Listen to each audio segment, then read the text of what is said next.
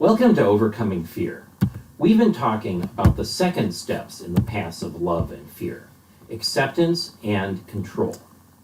We've looked at a specific kind of control, trying to get some kind of control over the future by doing good things in the present. This has different names: getting good karma, planting a seed of faith, putting good into the universe, being a blessing to get a blessing. But whatever you call it, it does not work. Being a good person doesn't give you good things in the future. This is so important, I'm going to say it again. Being a good person doesn't make you safe in the future. Jesus told us that very clearly. We know this is important because it comes up repeatedly in the Gospels, the stories of Jesus' life. The Gospels together contain just a few hours of Jesus talking. They're just like a summary of the most important things Jesus had to say.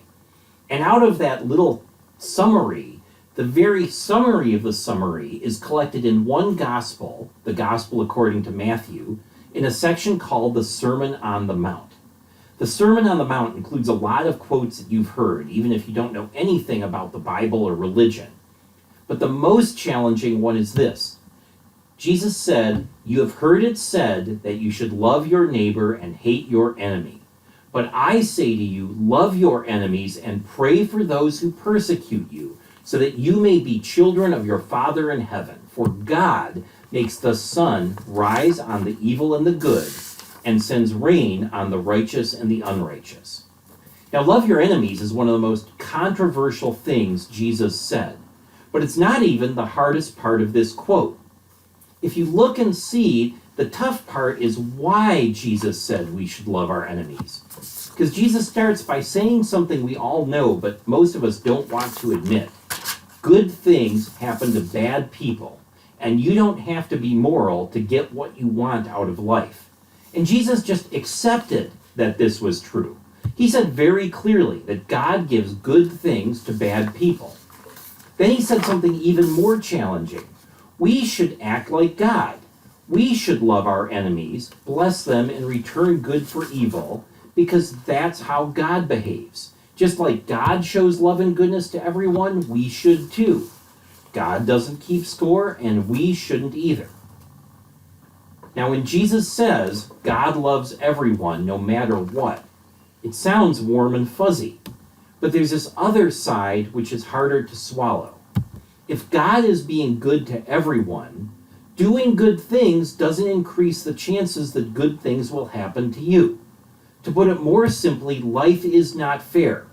We humans don't like to accept that. And this isn't just a Christian thing, whether you call it karma, the rule of three, putting positive energy into the universe. Most people want to believe that if you do good, good will come back to you somehow. And Jesus says none of that will work. You don't get back what you put in.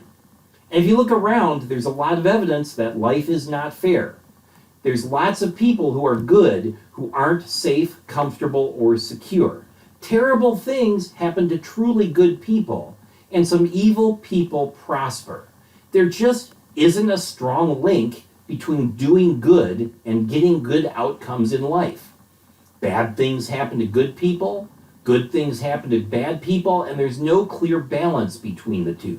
Life is not fair. And Jesus says that. Life is not fair. And then Jesus says something even tougher. If God is in control and life is not fair, then God doesn't want life to be fair.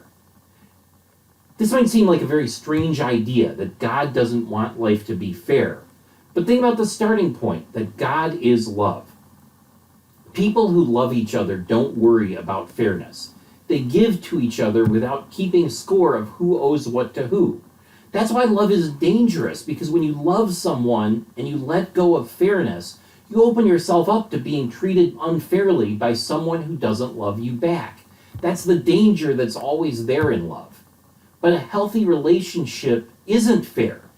If you've ever taken care of a loved one who is seriously ill, or been a parent, or done any number of kinds of relationships, you know that People will give a lot to someone who they love, even when they know they won't get anything back.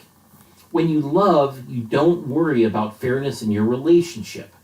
Love is deeper than fairness. And since God relates to us out of love, life and the love that God gives us is deeper than fairness. Now we have a question for the week. Can you think of a time when you gave more to a person than they gave to you? How did you feel about it, and how did it change you? And our experiment for this week is this. Look for an opportunity to help someone who isn't going to return the favor, and think about it. What was it like? Until then, we'll see you next time.